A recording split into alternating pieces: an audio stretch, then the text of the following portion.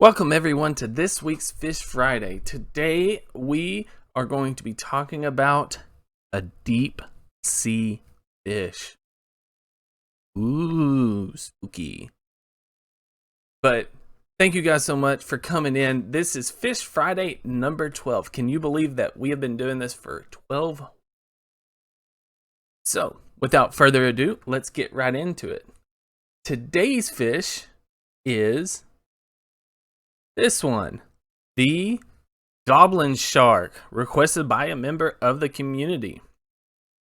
Now, this is what your Goblin Sharks are going to look like underwater, but most of the time, if you ever have the chance to see one of these, they're going to look more like this, a preserved specimen. These live so deep, these are extremely rare to see live, so pictures like this are insanely valuable to the scientific world. So, Goblin Shark, or scientific name Mitsukurina austani. Yes, I think that's correct. Definitely different scientific name. It is of the family Mitsukurinidae. Oh, everything fell.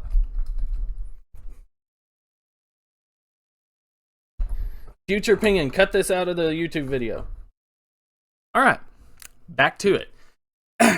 So, this is part of the family Mitsukurinidae. It is the only extant representative of this family, so it is a living fossil. So, when I say only living extant representative, it's the only one surviving. So, in the fossil records, there were other Goblin Sharks around, but this is the only thing like it in the world living today. As you can see, it has an elongated and flattened snout, which you can see here as well. That elongated and flattened snout is what we would call a rostrum. So think like a sawtooth shark, the saw blade on the sawtooth shark, that is also called a rostrum. And something that's unique to sharks, not just Goblin Sharks, but your hammerheads, all sharks, in this snout, on the underside, there's little pits. Those pits lead to what are called the ampullae of Lorenzini. The ampullae of Lorenzini are used by sharks and a few other fish to detect electrical signals from prey. So it allows them to search for food without actually having to see them. Again, these live very, very far down, which we'll get into that a little farther along the lines. So they're not going to have the sight that other animals are going to have.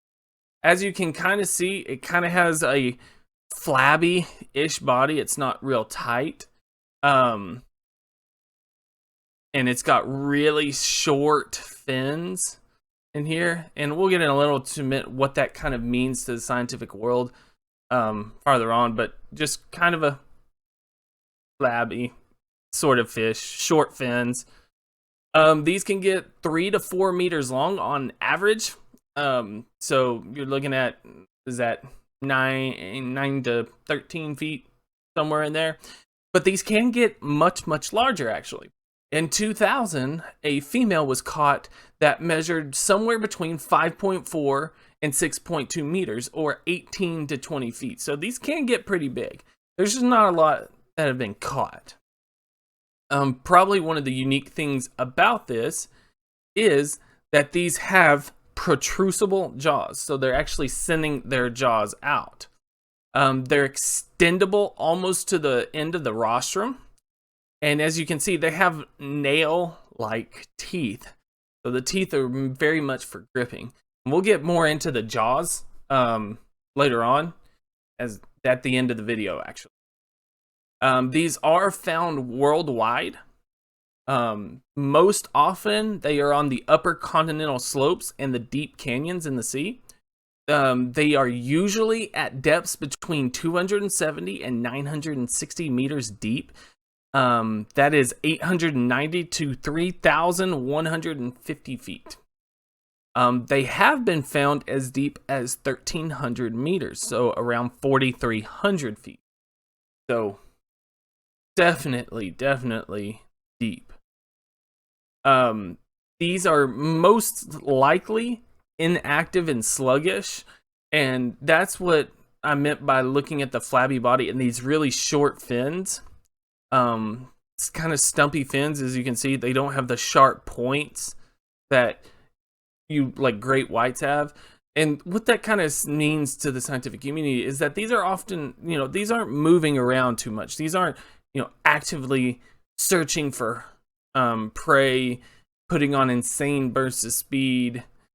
These are mainly just kind of drifting around, waiting on prey to come to them. So instead of them using the energy to go hunt, they are conserving the energy and just letting the food. Their diet, they do eat mainly fish, but they also kind of eat everything else. Squid and jellyfish are a big part of their diets as well. And there's even been garbage found in some stomachs of goblin sharks that have been caught. So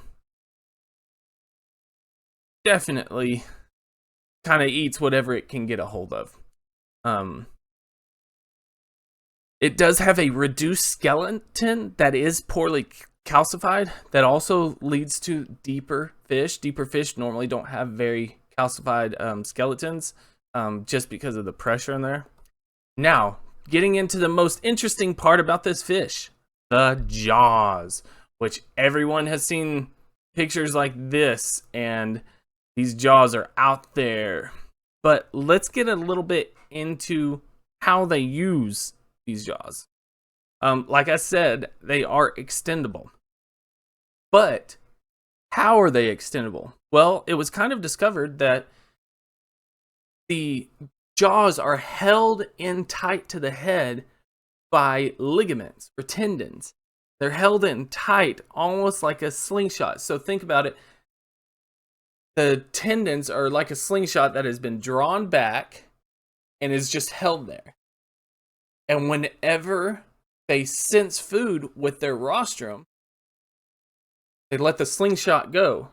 And then the jaws open up and move forward, just grabbing everything super quick. And eating events, they were finally videotaped in 2008 and 2011. They showed that the lower jaw velocity is 2 times greater than the upper jaw. And how they figure that out is the upper jaw is moving basically straight out, whereas the lower jaw is moving a little bit down and coming up and closing. So the jaw is moving about twice the distance in the same time. In combination of this, their tongue in their mouth, they quickly smash it. They have it against the top of their mouth, and then when they extend their jaws, they smash it down onto the lower jaw, which that's creating a vacuum, sucking little fish into the mouth. So that's allowing them to, it's almost like they're doing everything they can to get this one fish. And then these teeth right here, as you can see, these are not good for chewing. These are not the teeth for chewing.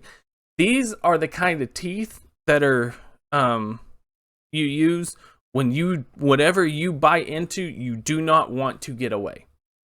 So they are going to swallow their prey whole. Whatever they get a hold of, they're going to hold on and eat it. So that is the goblin shark. So if you have any questions, please leave them in the comments below.